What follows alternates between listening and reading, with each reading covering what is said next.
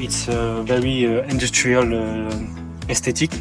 It's like a very good exchange. We had an interview with all the miners to make research about this place. And the people was very great.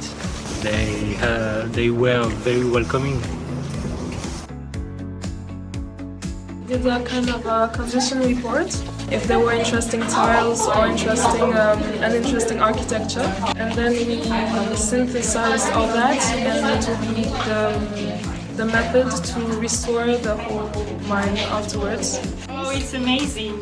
A very beautiful place with a memory inside, I think.